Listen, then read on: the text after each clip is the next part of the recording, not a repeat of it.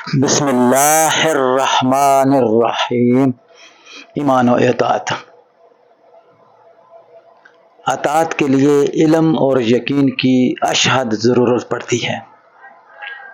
اسلام دراصل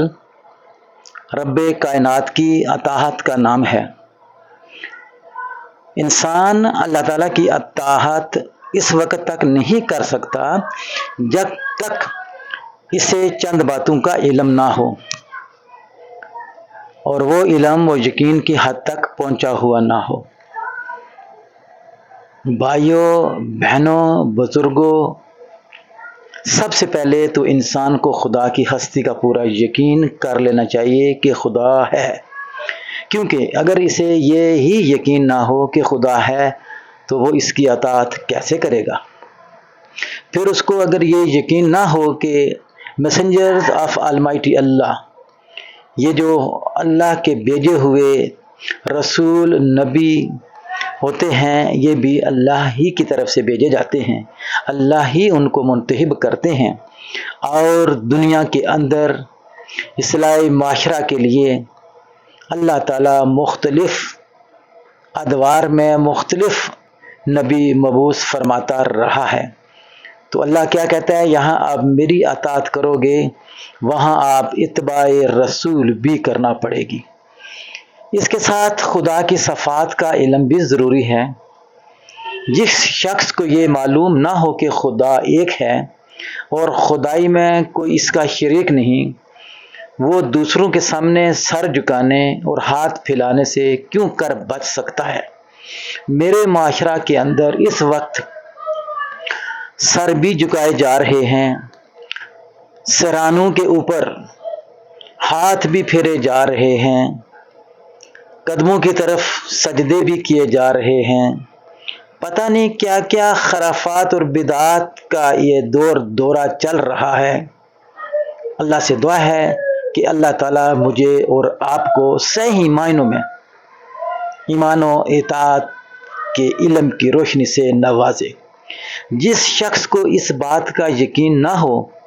کہ خدا سب کچھ دیکھنے اور سننے والا ہے اور ہر چیز کی خبر رکھتا ہے، وہ اپنے آپ کو خدا کی نافرمانی سے کیسے روک سکتا ہے؟ اس بات پر جب تم غور کرو گے تو معلوم ہوگا کہ خیالات اور اخلاقی قدریں اور اعمال میں اسلام کے راستے پر چلنے کے لیے انسان میں جن صفات کا ہونا بے حد اشد ضروری ہے، وہ صفات اس وقت تک انسانوں کے اندر پیدا ہی نہیں ہو سکتی جب تک کہ اس کو خدا کی صفات کا ٹھیک علم نہ ہو۔ جی بھائیوں، بہنوں اور بزرگوں، آپ کو اس بات کی سمجھ تو آگئی ہوگی کہ سر کہیں اور رگڑنے سے، ماتھے کہیں اور ٹیکنے سے آپ کے مسائل کا حل نہیں ملے گا۔ آپ کا مسائل کا حل صرف اسی صورت میں آپ کو ملے گا کہ آپ کو خدا تعالیٰ کی صفات کا علم ہونا بہت ضروری ہے، اور یہ علم بھی محض جان لینے کی حد تک نہ رہے، بلکہ اس کو یقین کے ساتھ دل میں بیٹھ جانا چاہیے، تاکہ انسان کا دل اس کے مخالف خیالات سے اور اس کی زندگی اس علم کے خلاف عمل کرنے سے محفوظ رہے۔ بھائیوں اور دوستوں، بہنوں اور بزرگوں، میں سمجھتا ہوں کہ انسان کو یہ بھی معلوم ہونا چاہیے کہ خدا کی مرضی کے مطابق زندگی بسر کرنے کا صحیح طریقہ کون سا ہے، کس بات کو خدا پسند کرتا ہے اور کس بات کو خدا پسند نہیں کرتا، تاکہ انسان کو اختیار کیا جائے، اور کس بات کو خدا ناپسند کرتا ہے تاکہ اس سے انسان پرہیز کرے۔ اس غرض و غایت کے لیے انسانوں کو خدائی قانون اور خدائی ضابطے سے پوری واقفیت ہونا نہایت ضروری ہے۔ اس کے متعلق وہ پورا یقین رکھتا ہو کہ یہی خدائی قانون اور خدائی ضابطہ ہے، اور اسی کی پیروی سے خدا کی خوشنودی حاصل ہو سکتی ہے، کیونکہ اگر اس کو سرے سے ہی علم نہ ہو کہ وہ اطاعت کس چیز کی کرے گا، اور اگر علم ہو تو لیکن پورا یقین نہ ہو یا دل میں یہ خیال ہو کہ اس قانون اور اس ضابطے کے سوا دوسرا قانون اور ضابطہ بھی درست ہو سکتا ہے، تو اس کی ٹھیک ٹھیک پابندی کیسے کر سکتا ہے؟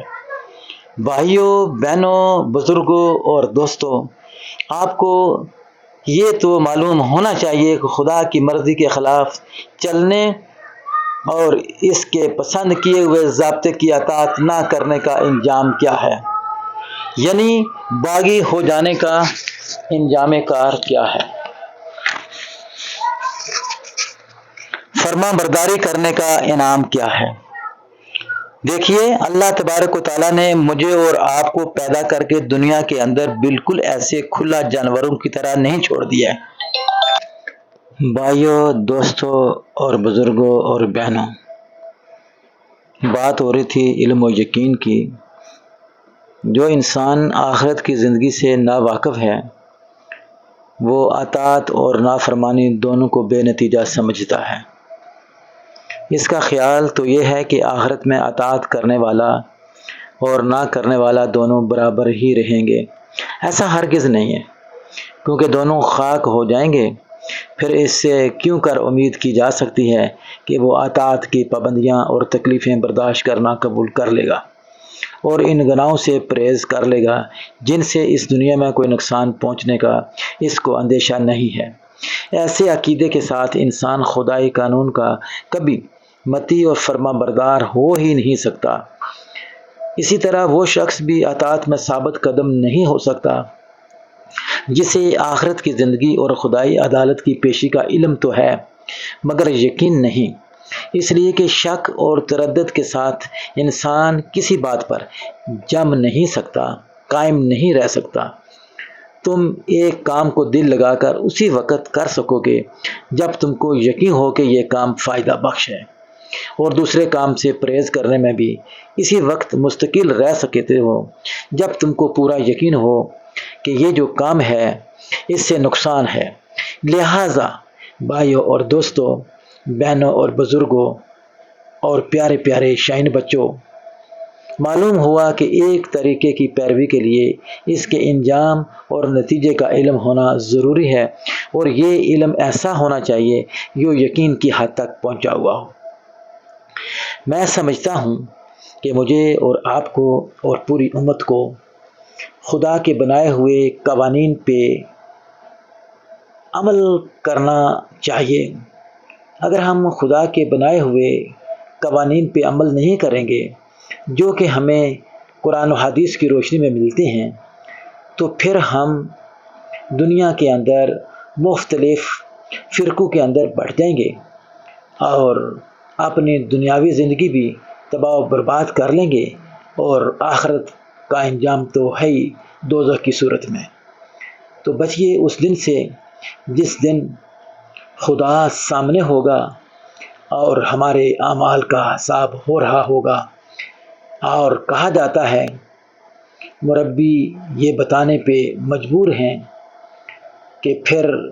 وہ دن ایسا دن ہوگا کہ یہاں کسی کو کسی کی فکر لاکھ نہیں ہوگی۔ باپ بیٹے کی فکر نہیں کرے گا، بیٹا باپ کی فکر نہیں کرے گا، ماں بچوں کی فکر نہیں کرے گی، بچے ماں کی فکر نہیں کریں گے، بہن بھائی، عزیز و اقارب، دوست و احباب کے تمام رشتے اس دن بھولنا پڑیں گے، اور اس دن کو کہتے ہیں کہ نفسا نفسی کا عالم ہوگا۔ ہر طرف چیخ و پکار سنائی دے رہی ہوگی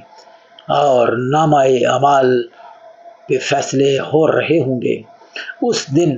غور کیجئے اور ابھی سے اپنے آپ کو اس طرف متوجہ کیجئے کہ اگر میں نے اپنی اصلاح نہ کی، اپنے بال بچوں کی اصلاح نہ کی، تو پھر انجام کار میرا کیا ہوگا؟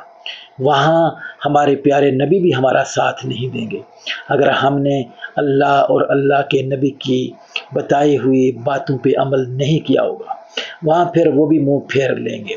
پھر یہ جو ہمارا دعویٰ ہے نا کہ وہاں اللہ کے نبی ہماری شفاعت کریں گے،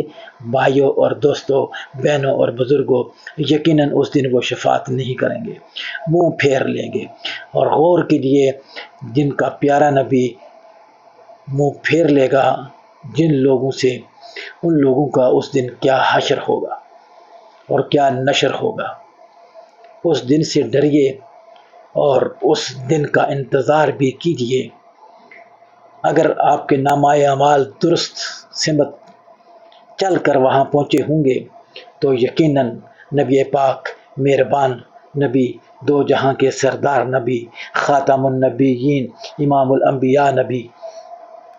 وہاں پہ پھر ہمارا استقبال کریں گے، اور اپنے ساتھ چاروں آپ کے دوست، چاروں یار، غارے سور کے یار بھی، غارے ہرا میں